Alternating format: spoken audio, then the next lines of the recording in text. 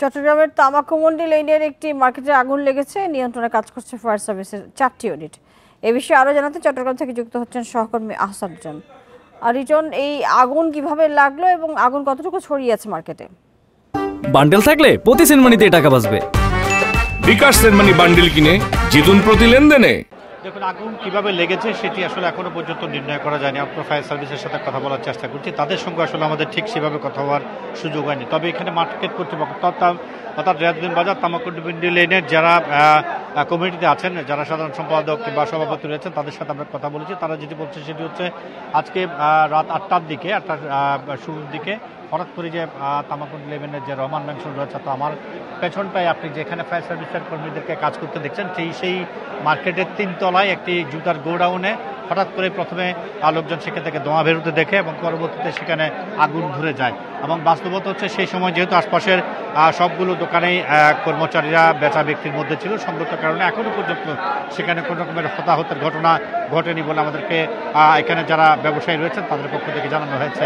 আপনি জানেন যে চট্টগ্রামের যে রিয়াজউদ্দিন বাজার, এখানে আসলে ছোট বড় 3 থেকে 400টি মার্কেট রয়েছে এবং এই মার্কেটগুলো এত বেশি ঘিঞ্জি, যেখানে আসলে আগুন লাগলে খুব সহজে সেখানে ফায়ার সার্ভিস কর্মীদেরকে পৌঁছানো, গণমাধ্যম কর্মীদেরকে পৌঁছানো, এমনকি এই মার্কেটে যারা দায়িত্বে আছেন তারাও সেই জায়গাগুলোতে পৌঁছানো, এটি একটা রীতিমতো দুরূহ ব্যাপার।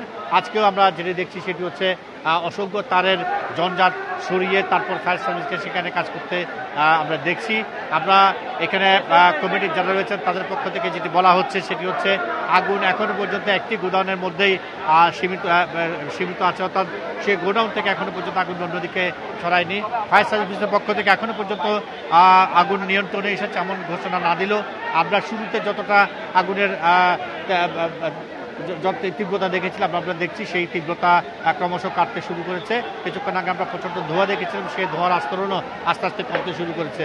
আমরা কিছুক্ষণ পর ফায়ার সার্ভিস যখন আনুষ্ঠানিকভাবে এখানে আগুনটি কেন লেগেছিল, কী পরিমাণ ক্ষয়ক্ষতি হয়েছে, কোন ধরনের হতাহতের ঘটনা আছে কিনা সে বিষয়ে যখন আনুষ্ঠানিকভাবে জানানো হবে তখন আমরা আসলে জানতে পারবো যে এখানে কী ঘটেছিল। আপনি দেখতে পাচ্ছেন ফায়ার সার্ভিসের লোকজন তারা পানি ছিটাচ্ছে এবং সেই কারণে আমাদের আসলে এই জায়গা ত্যাগ করা ছাড়া কোনো গত্যন্ত নেই। আপনি দেখতে পাচ্ছেন এখানে মার্কেটের যারা ব্যবসায়ী রয়েছেন তারা এই আগুন নেভানোর যে কাজ সেটি ত্বরান্বিত করার জন্য ফায়ার সার্ভিসকে তারা সহযোগিতা করে যাচ্ছেন।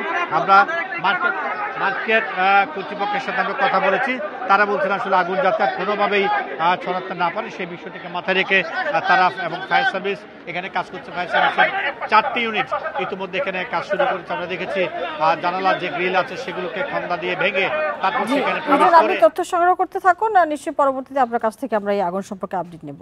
ধন্যবাদ।